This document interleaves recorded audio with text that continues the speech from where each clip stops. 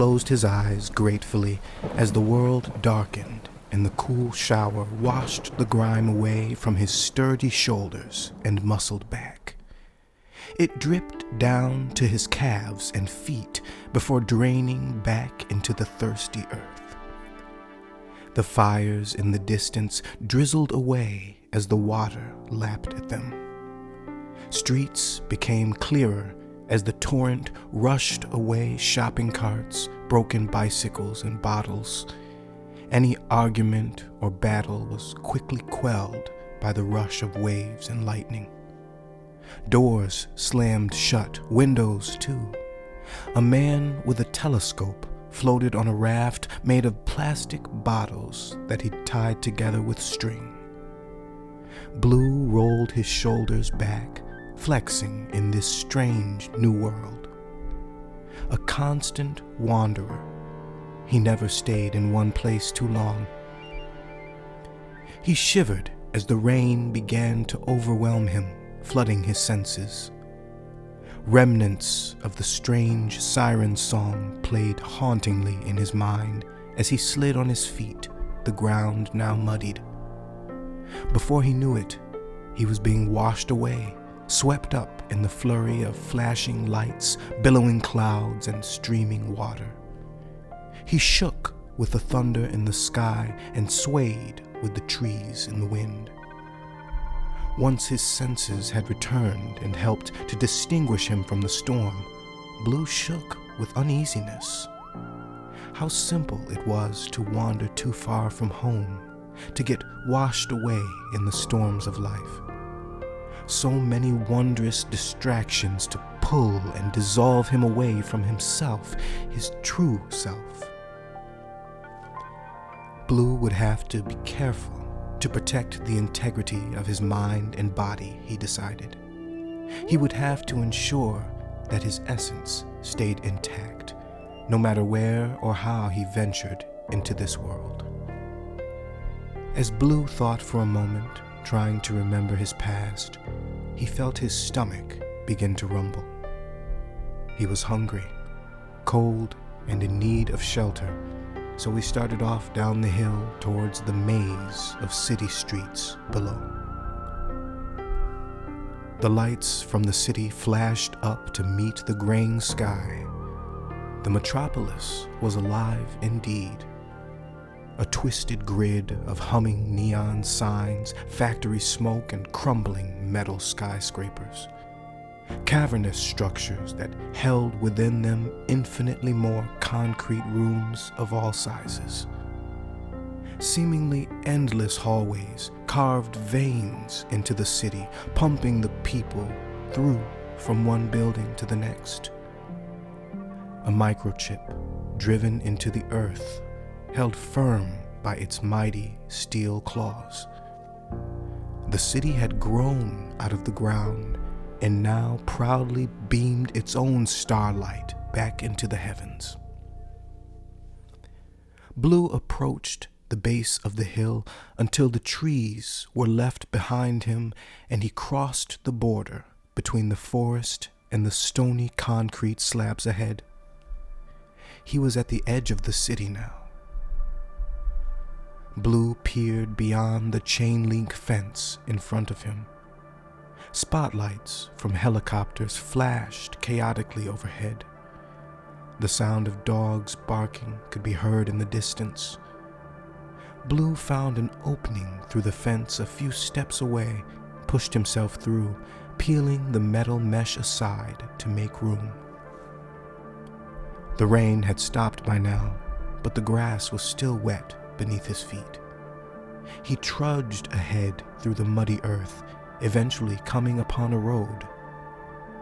Patches of grass and fern surrendered to the crumbling brick remains of the city looming ahead. Blue walked down the road for a long time without anyone to notice him passing by. Street lamps, long extinguished, hung like steel vines above him. Crickets sang a duet with the sounds of the night. If he listened closely, he could just begin to hear the hum of the city's people the cars and the factories in the distance. Blue focused his attention on the stars that had revealed themselves above and on the great trees that rose up alongside him from time to time. There were small creatures here too. Squirrels, chipmunks, and rats scurried in and out of the empty homes and storefronts. As Blue journeyed, more and more dilapidated buildings surfaced, manifesting out of the cool and dreary night. They stood like hollowed-out skeletons, lacking the vibrant organs that define house and home. Loved ones, furniture, and photographs had long abandoned the fallen walls, leaving behind their lonely rubble and piecemeal stories. Blue watched the animals quickly scurry away whenever he'd get too close. A learned behavior, he thought. There were predators here. Eyes of men or beasts he could not tell peered from the dark windows and hidden corners of the fetid place. Strange, unfamiliar sounds emanated through the air around him. Before he knew it, Blue had come upon a small ghetto at the edge of the city. Surrounding it were trash cans lit with fire and newspapers more useful for heating than for reading.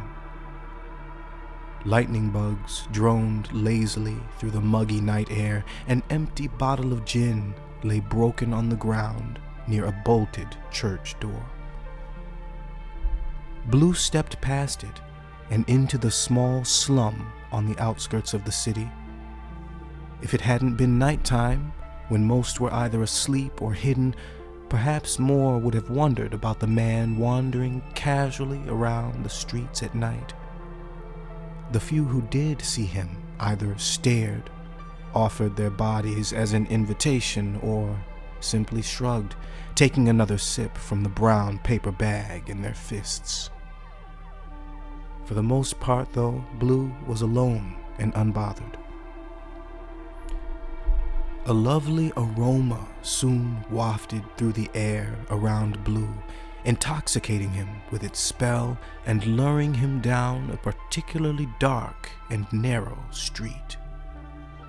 The scent of flowers and something else, something delicious, danced in and out of Blue's nostrils as he walked, pulling him deeper into the night.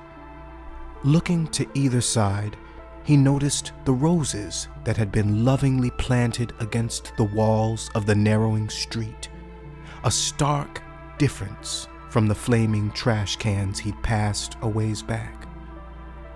The roses continued on, reaching an iron fence which they crept over and under. Blue pushed through it and continued down the claustrophobic alley. As the path grew narrower, it also grew more beautiful, more inviting. Dense ivy clung to the candlelit windows and shutters. Glowing lamp posts spilled golden light onto the dark green vegetation. Bright red bricks, only a few feet away, towered up on either side of Blue, threatening to conceal the moonlit sky. Blue found himself funneled down a vein of the ghetto that was both lovely and hidden. The alley needled through the shanty town, piercing to the heart of the place. Suddenly, Blue was standing at the end of the cobblestone walkway and in front of a large red door. A dead end. On either side of the door were sconces lit by firelight, their shadows creating the illusion that the door was inflamed. Blue couldn't tell if he'd been walking for minutes or for hours down the winding path. There was a strange vagueness about the space, a fuzziness that penetrated his mind, making it difficult for Blue to keep his senses. On either side of him, The walls were too narrow to even lift his arms. Staring up, he could not see the sky, only an endless ceiling of dense ivy and red brick licked by the flames of the sconces. The path behind him disappeared into blackness and foliage. The heavy wooden door towering in front of Blue said bakery on its glass window, and its bronze doorknob was warm to the touch. Behind the thick glass, Blue could finally see the source of the smell that had brought him here. It had been overwhelming. He stood in a daze, gazing through the candle-lit window at the golden bread loaves therein. He was nearly starving now, and his legs had begun to feel weak.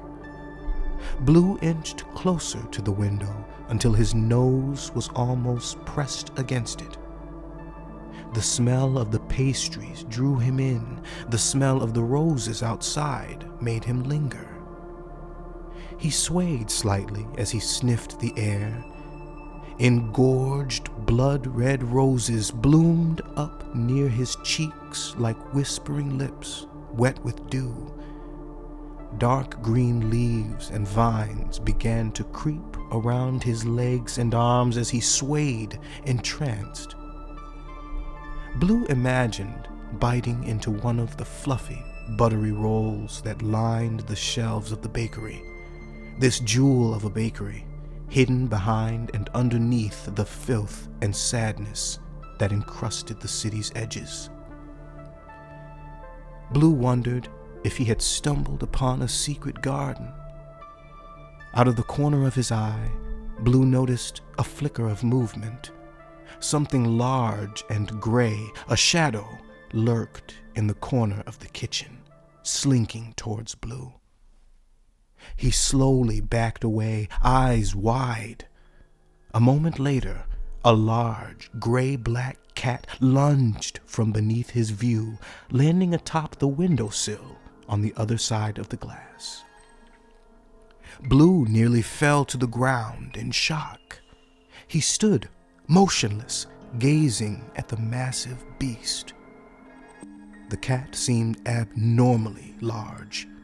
It glared at him with orange oval orbs that lacked any iris or pupil.